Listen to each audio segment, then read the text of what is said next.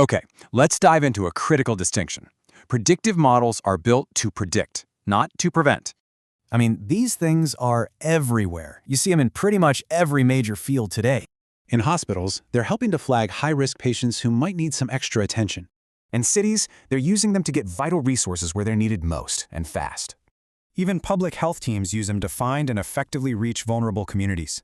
So the logic seems pretty solid, right? Build, predict, intervene, improve. What could go wrong? Well, it turns out there's a hidden flaw in this thinking that a lot of people miss.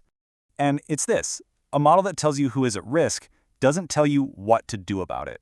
Things really start to go sideways when a simple risk score gets treated like a full-blown strategy. It's because prediction and what's called causal inference are asking two totally different questions. Prediction is all about correlation. It's basically just finding patterns of who looks like people from the past. The big mistake is thinking every feature in the model is some kind of lever you can just pull to fix things. Yeah, a lot of strong predictors aren't causes at all. They're just proxies or even consequences. So you might be thinking, hey, if the model's super accurate, isn't that good enough?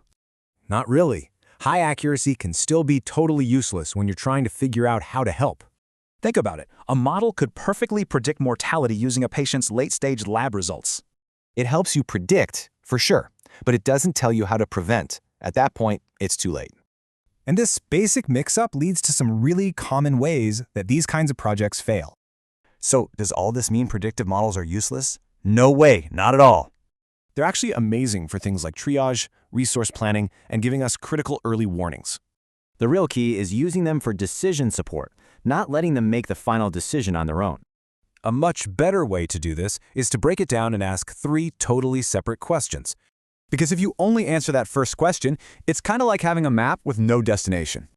You know, mature data science isn't just about building the model. It's about knowing its limits. Which leaves us with one big question. How can we make sure our tools for seeing the future actually help us change it?